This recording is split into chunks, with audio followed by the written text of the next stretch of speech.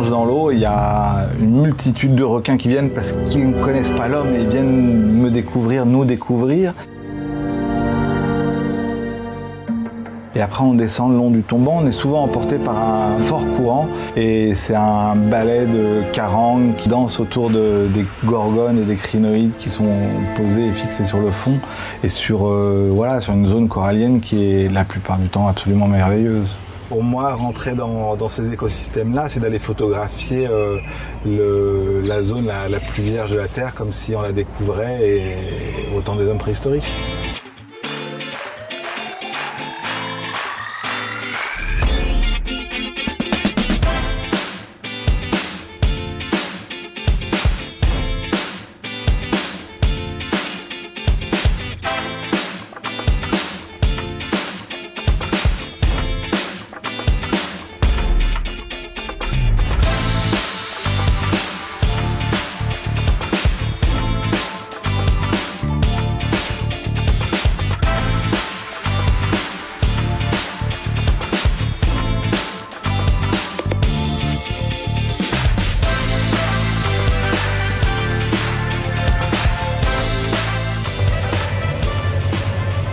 Là, on rentre de cette zone complètement au nord de la Nouvelle-Calédonie qui est l'archipel d'Entrecasteaux. C'est un archipel absolument merveilleux et qui est protégé de par son éloignement, parce que c'est quand même à plus de 300 km au nord de la Nouvelle-Calédonie, et aussi par son statut de protection.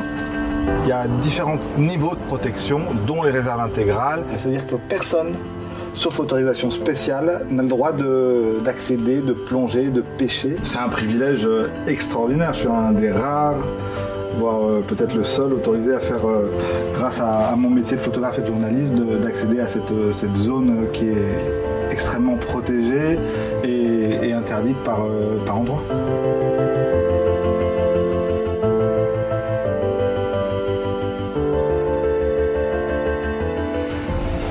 Donc ça c'est mon matériel de plongée, mon appareil respiratoire, c'est un recycleur. Et c'est un appareil qui permet de mixer les gaz et de n'utiliser que le gaz que je métabolise. Donc avec les deux petites bouteilles qu'il y a à l'arrière de 2 litres, et ben je peux rester 3-4 heures sous l'eau sans faire de bulles. Avoir une approche dans l'océan qui est absolument pas invasive, c'est-à-dire que je peux vraiment approcher les animaux de très près sans qu'il y ait le moindre, ou en tout cas un minimum d'impact. Ça c'est mon caisson pour faire la prise d'image sous-marine. Et je mets à l'intérieur un appareil photo des plus classiques qui a toutes les commandes reportées à l'arrière. Du coup ça c'est des plongées réalisées avant-hier, avant de rentrer. C'est un énorme thon à dents de chien et c'est le côté extraordinaire de cette zone, c'est de pouvoir dire voilà, j'ai un thon géant qui vient en contact. On est dans la magie de la nature, dans la magie de la biodiversité et dans ce qui est unique en fait. Et c'est vrai que d'avoir 40, 50 requins qui nous tournent autour, qui n'ont aucune espèce d'agressivité, quand on a des bancs avec des milliers de carangues qui sont entraînés autour de nous et comme on le voit sur la vidéo, qui viennent se frotter à moi, c'est extraordinaire. Et quand j'ai un thon à dents de chien d'1,50 m qui vient voir qui je suis, c'est quand même que ça va pas si mal ici et que c'est important de conserver ces endroits de manière intacte comme ils le sont aujourd'hui.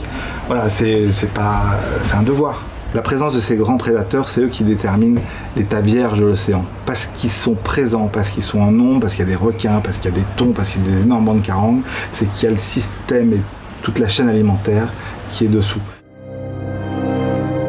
Un récif corallien, c'est pas que des coraux, c'est l'ensemble d'un écosystème dynamique qui crée une biodiversité et une vie incroyable. C'est l'assemblage en fait de ces coraux avec ces anémones, les poissons qui vivent autour et l'ensemble de cette chaîne alimentaire qui permet de créer cet écosystème.